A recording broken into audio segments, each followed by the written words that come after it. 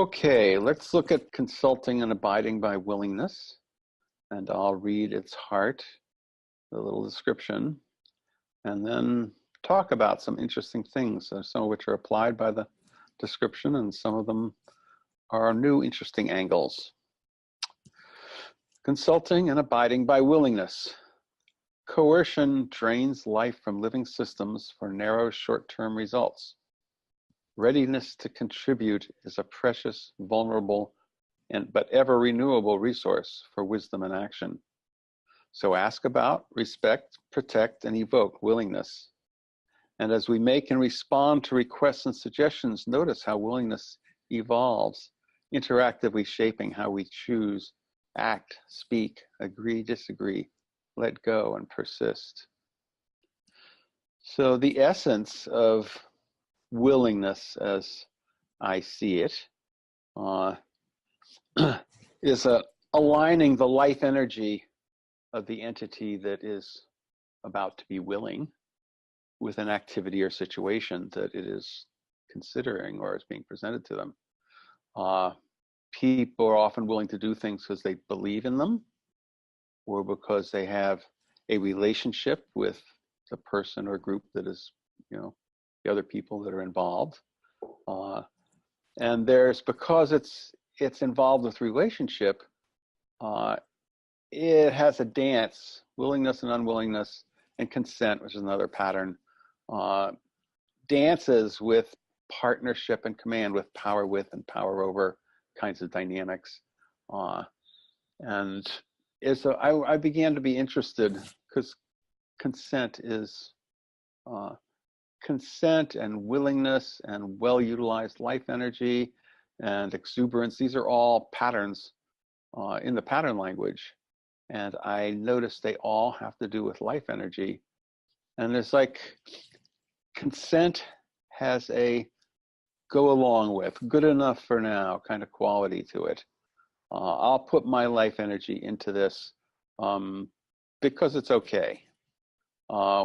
Willingness has a desire and a readiness, let's go.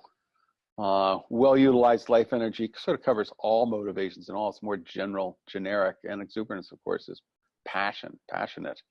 I want this, I love this. So that sort of places in the context of how life energy is manifested here in the pattern language. And I began exploring, as I thought about this, ways to increase willingness, like where does willingness come from, what stimulates it? And this can be both ourselves or others who want to. If you want to get people to be willing to do something, what do? Which can be done on a straightforward way, it can be done in a manipulative way, but again, what's going on with the dynamics of willingness? And I came up with 3 things, one of which is you matter, the other is this matters, whatever the thing is that they're being invited to consider or get involved in, and that your contribution matters. And you matter is brought to life by listening to people, by having them feel heard. That kind of inquiry, as discussed in the feeling heard card, opens people up, dissolves resistance, creates relationship between the listener and the person being heard.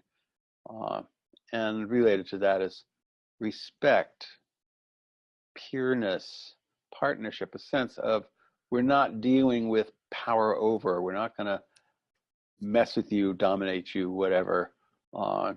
You're one of us, we're with you.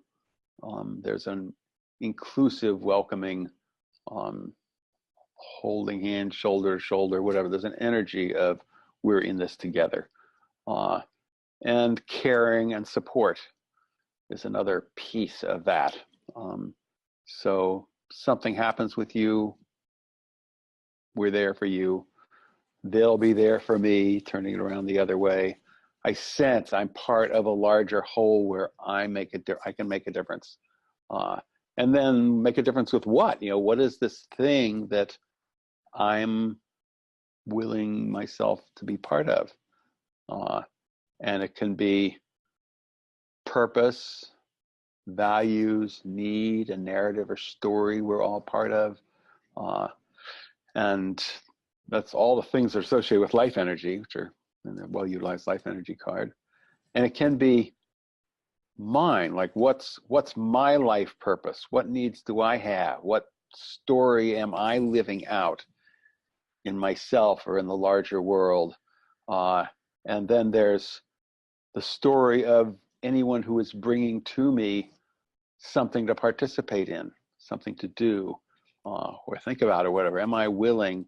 It's like, and if they, that's very often the advertisers say, sell your story. You're not selling a product or a service, you're selling a story, something that people can step into, participate in, and meaningfully and play a role.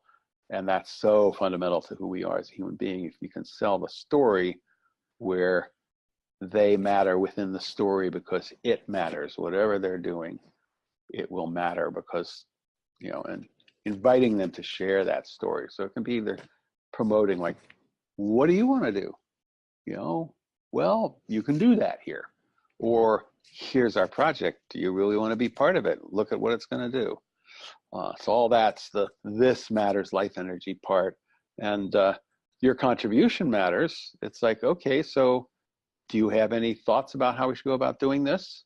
Do you have any feedback? Are there things you'd really like to do in this context? And you have aptitudes or skills or passions that you'd like to contribute to this? Or if you tell us them, we can pick something in that that would fit for you. You know, you want to join the Army, you want to do computers? Okay, join the Army and do computers, whatever. And at any time, I mean, if we're maintaining willingness, you know, if somebody has concerns, objections, sense of trade-offs, or something's not being considered here, to take that seriously. You know, your contribution matters. So if you think we should paint it red instead of purple, okay, let's hear about that. You know, we're taking it seriously. And if you're going to need some kind of training, skills, capacity building of some kind, individually or collectively, to be part of this, we'll provide it to you. So your contribution matters. Your contribution matters so much that we will invest in you, not just listen to you, but invest in you to participate. So these three things, you know, the you matter, the listening, respect, caring, the this matters. This is a big, fancy project. It's a really powerful story you can be part of, and your contribution matters. You've got a role to play here, and we're going to engage with you around that role. All of these constitute consulting and abiding by willingness and supporting willingness coming up. We are evoking, in fact, willingness by doing these things and maintaining it. I mentioned at the beginning, you could do this manipulatively. We can present a narrative to share that aligns people's values and needs in ways that make them more willing to do what I want to do. You know, I can, if I'm the advertiser or the populist, you know, dictator, I can, you know, the whole patriotism thing. Here's a narrative. You know, you can be part of it. You are part of it. Anybody who isn't as bad, you know. Now, and there's lots of people who buy into the patriotism narrative, and they want to do it. They want to go and die for their country. And it's like, this is a manipulative. You know, you can say it's good or bad, you know, depending on how it's used, how you believe in what's going on. But there's ways to tap into what's really important to people and shape it. You can also listen to them in ways that dissolve their personal boundaries and increase their emotional dependence on you, which is a lot of, you know, cult activity or whatever. You're going to be very friendly in order to make them part of you so that they are one with the group. There's a It's not a co-created consensus. It's a seductive consensus. You have been seduced into becoming involved, and they may feel like they're having an important impact. Oh, this is really, you look around the voting. How much impact does your vote actually have? Particularly when you look at you are presented with options. You don't get a chance to co-create them. You are presented with options that you're supposed to pick between, and how much impact does that really have, and to what extent can those options be manipulated to benefit somebody in some way? So you feel like you're having an important impact, even though you're not. A lot of ideological battles have that quality.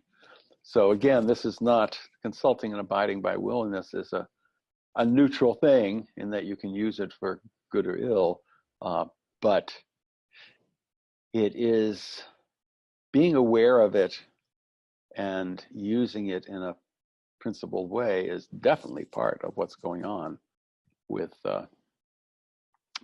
building a wise democracy. And you go, who would apply consulting and abiding by willingness? Obviously, leaders, groups and organizations, relationships. To what extent does your lover, your parent, your child consult and abide by your willingness? To what extent do you consult and abide by their willingness? When you're raising your child, how much is oriented to, are they willing to do this?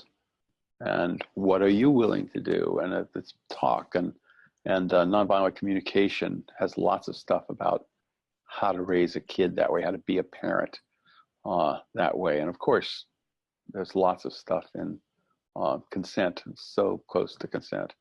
Are people willing to have sex? Are they willing to be touched? Are they willing to? There's the sexual dynamics are in here also. And of course, if you want to get lots of people into a public engagement activity, which is a big part of what the wise democracy is, how do you get participation in collective decision-making, collective reflection, collective learning that would make a democracy wise? You need to be able to do these things. You need to address people's willingness in ways that are fair.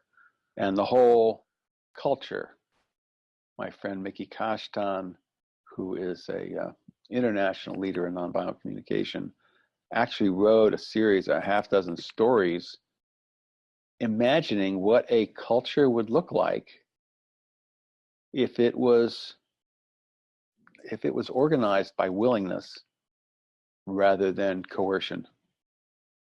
And the stories are really, it's not just utopian. There are real situations in the stories, and each one shows how would people go about taking each other seriously in ways that arrange for what needs to happen through the willingness of everybody involved. And of course ourselves too. It's like when something happens or we're presented with an opportunity or challenge, to be in touch with our own willingness. Consulting and abiding by willingness is our own, not just others. Am I willing to do what I'm being asked to do? And if I am being taken seriously or not, this is where it gets to the last part of the pattern. How, when people are asking something us or suggesting something to us, how does our willingness evolve in interaction with what they do and how we respond to what they do?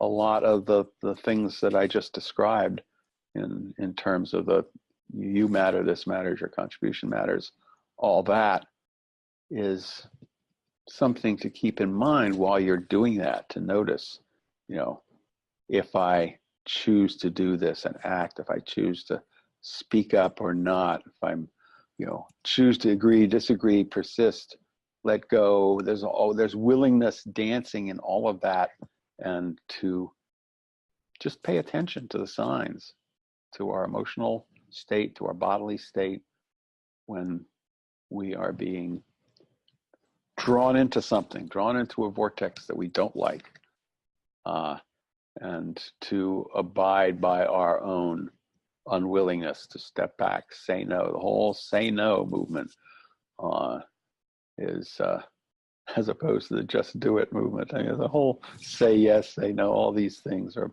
boundary issues, whatever, a lot about willingness and being in touch with your own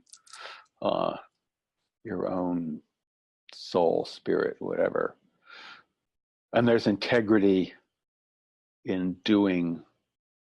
There's a sense of integrity is an interesting word. It's integer. It's like a oneness. It's like I am whole. I am together. I am, you know. And the more you operate from that deep place of using willingness as a test, honoring your own sense of willingness, where your life energy draws you, where your life energy says, wait a minute, be cautious, all this. And other people, a social system or culture can be built around disrespect of that. It can oppress people. It can create a scene where there's conformity. People are just following orders. And people are wanting to be, people including yourself, want to be safe or liked or admired. And that all undermines, a funny way, integrity is bound up in the consulting and abiding by willingness, both from a personal perspective and from the group and social and cultural fields you're embedded in. And there's willingness, a reputation for willingness gets you invited into more collaborations. People think, oh, here's somebody you can work with. It also potentially can give you a reputation for being abused. So having a reputation for willingness in certain realms and for boundaries and unwillingness in other realms, like how to modify or present who you are in the world to other people, to groups, to society generally. Reputation can be, big chunk of reputation can be structured around the ecosystem of willingness that you have established and presented to the world. And the last really important thing or two things I want to say, one of which is willingness is an alternative to force. If people are willing to go along, you don't have to pressure them or bring in external energies, pay them all the extrinsic motivations as opposed to intrinsic motivations. Willingness has to do with intrinsic motivations. And the more everything can be based on willingness, the less energy you have to bring in from the outside. And that is a form of efficiency that should be recognized and honored and go, oh, the power over approach, the forcing, you have to put in energy to push, you have to put in energy to deal with resistance. And to what extent can we let go and invite willingness? And the more people's willingness is stretched and demanded, the less likely a culture of willingness will evolve. To the extent people are respected and consulted and their life energy is evoked and worked with, the more they'll be willing to stretch in certain circumstances. And so there's a whole dance of willingness, and it grows. It is not just a renewable resource, but a cultivatable resource. The more we help bring willingness to life in and around us, the more all the entities around us, the people, nature, groups, will be willing to do things they might not otherwise be willing to do if they're always being pushed around. And I, just as I was talking, realized how much this relates to our relationship to nature. To what extent are we noticing what plants and animals can and will do and want to do naturally? To what extent do systems, ecosystems and natural cycles, the way they do things naturally is what they're willing to do. And the more we force them to do things that they're not naturally made to do, the more resistance we're going to get, the more degradation we're going to get, the more energy we're going to have to input into the system to keep it going.